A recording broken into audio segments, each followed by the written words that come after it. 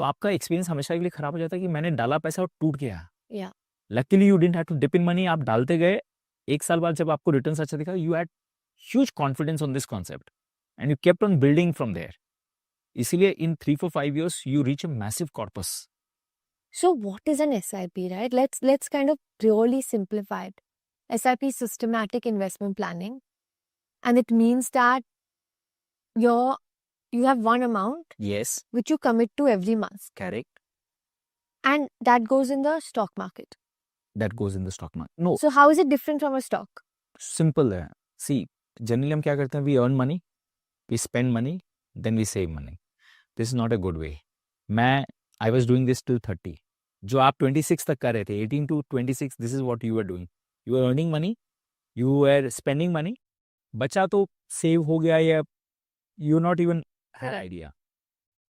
At 30, I started कि no, I need to, if I'm earning money, 20% I need to save it. So 1 lakh मैं अगर कमा रहा हूँ, तो 20,000 अगले दिन मेरे अकाउंट से चले जाना चाहिए, इन्वेस्टमेंट हो जाना चाहिए. बाकी 80,000 I'll spend. Then I'll have no guilt in my mind. Is this resonating with you? Simple. You earn money, you know how much you are earning money. You keep aside 20 or 30%. And then you think, नहीं मेरा earning इतना ही है, 70%. But this is a very difficult shift Why? because we are used to, I don't know, we are just mentally trained कि first you make the money, Correct. then you spend what you want. फिर जो बचा है, हाँ. then let's think about what to do with that. But जो बचा है ना, उस पर आपका कंट्रोल नहीं रहेगा, बिकॉज हर महीना सेम बचत नहीं रहेगी. कई महीना आपने ओवर स्पेंड कर दिया, तो आपके पास सेविंग ही नहीं है. तो that's not the right way. First is 20%, 10%, 30%, depending on your comfort factor, you keep it aside. आप सोचो मत ना मेरे पास इतना है, आप सोचो मेरे पास इतना ही है. मैंने 1 लाख नहीं, मैंने इस महीने 70,000 ही कमाए हैं. Right? So I plan my life accordingly. You plan, और फिर 70,000 पूरे हैं खर्च करने को. बिलीव मी, आपको बहुत अच्छा लगेगा, क्योंकि 30,000 आपने डाल दिए हैं आपके फ्यूचर के लिए.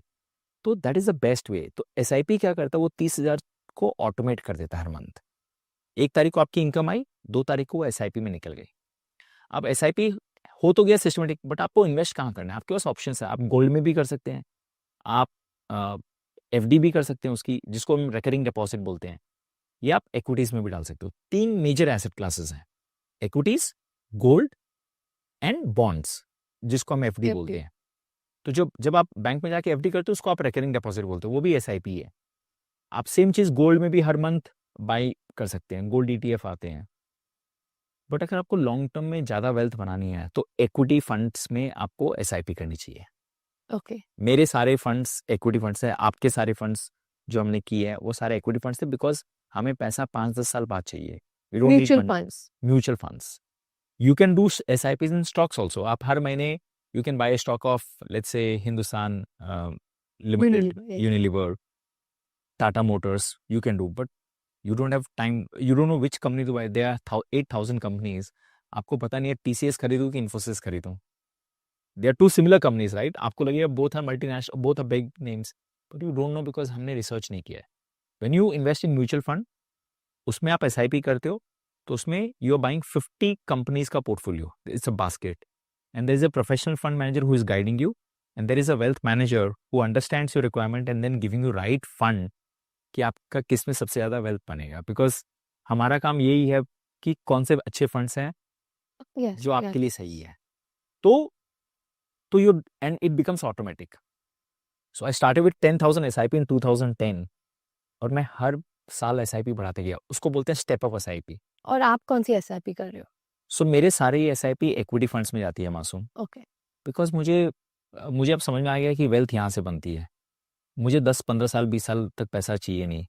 और अगर मैं 12 to 15% रिटर्न्स बना लूँ over a period of time, this is massive. Because FD में आप करते हो 7% रिटर्न मिलता है, गोल्ड में आप डालते हो 9% रिटर्न मिलता है, रियल एस्टेट में जो लोग समझते हैं कि उसमें सबसे ज़्यादा रिटर्न मिलता है, उसमें भी not more than 8 to 10% return.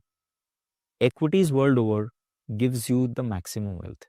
I always ask people, just pull out Forbes 1000 richest men and women in India, in the world. Almost all 1000 men and women are rich because of the businesses or equities. Nobody is a scientist, sports person, actor. क्योंकि इन सारी चीज़ों में आपने you have made money by selling your time. Right? You agree? Absolutely. Sports person, Sachin Yes. Tendulkar. you can never become wealthy by selling your time, because all of us have very limited time. You have to have a business which makes money for you. So So ye, if you- how is this a business? So when you are investing in mutual funds, you are partnering Mukesh Ambani, you are partnering Tata Group, Birla Group, Uday Kotak is working for you. आपने Kotak bank के investor है, HDFC bank is working for you, आप उनके shareholders बन गए. So they are working for you 24/7. आपको मैं just एक एग्जांपल बताता हूँ. So you go to HDFC bank और ICICI bank and you do an FD, you get 7%. अगर आप उनके ओनर होते, आपके पास शेयर्स होते 25 साल से, you would made 20% compounded return for the last 20 years. सोचो, मैं if you come to my bank, let's say I am the owner of HDFC bank, आप मेरे बैंक में आते हैं, आप कहते हैं Gajendra I want to do 10 lakh FD. I am very happy because you are giving me money at 7%. I'm giving you a return of 7%. I'll be using this money and lend it to others at 10, 11, 12%. तो जो बीच की मलाई है, जो बीच का gap है, that is my profit. And that is why my stock prices have gone in the last 20 years by 20% per annum. So while a shareholder is earning 20%, the deposit holder is only earning 7%. You know why? Because आप risk लेना नहीं चाहते थे, मैंने risk लिया. मेरा जो 20% है कोई गारंटेड रिटर्न नहीं है, आपका गारंटेड है, but the price that you pay for guarantee is very high, which is what people don't realise. And many times what you are earning 7% is less than inflation. So would you say mutual funds are risky? Mutual funds low risk वाले भी आते हैं, high risk वाले भी आते हैं. Mutual funds can give you 6-7% return also. Mutual fund can give you 15-18% return also. It depends on who you are and what kind of returns you're looking for. If you're money for short term, go for safe funds like liquid funds, which I said, emergency fund. Just park in a liquid fund wherein you can earn 6 to 7% return, right? But if you are looking for 10-15 years, you can park in aggressive funds wherein you can earn 12 to 15% return. So what you did for me and explained to me really well is, I remember we sat down and chalked out what are our goals, right? Like Sheldon and my goals as a couple and as a family, what are our goals? Short term and long term. So we can accordingly see what we need to build for, and then should we go for low risk? Do we need the money immediately?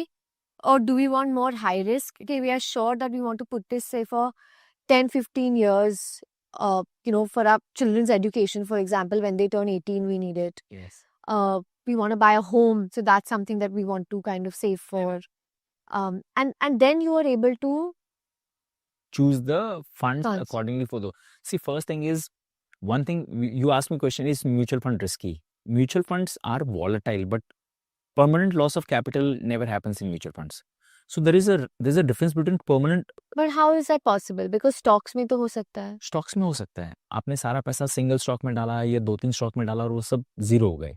Mutual funds में your money goes in 50 different companies. वो 50 companies का basket zero नहीं हो सकता है. So are you choosing mutual funds category wise होता है? Category wise होते हैं.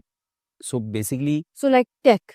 टेक सेक्टर हो गया, फार्मा सेक्टर हो गया, Okay. राइट. तो आपने एक पूरा फार्मा का ही म्यूचुअल फंड खरीद लिया, तो उसमें 50 फार्मा कंपनीज है. 50 pharma company suppose. Suppose India's best. हाँ, India's best 50 pharma companies. Okay. Now generally हम लोग ये नहीं करते हैं, because pharma is one sector. अगर आपका सारा पैसा एक सेक्टर में डाल दिया, जीरो नहीं होगा पैसा, क्योंकि फार्मा कभी जीरो नहीं हो सकता है.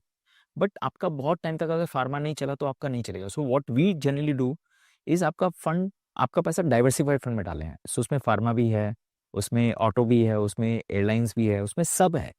सी, जब हम रेस्टोरेंट में जाते हैं, there is something called balance thali. एक थाली में सब कुछ आते हैं, चपाती, सब्जी, दही.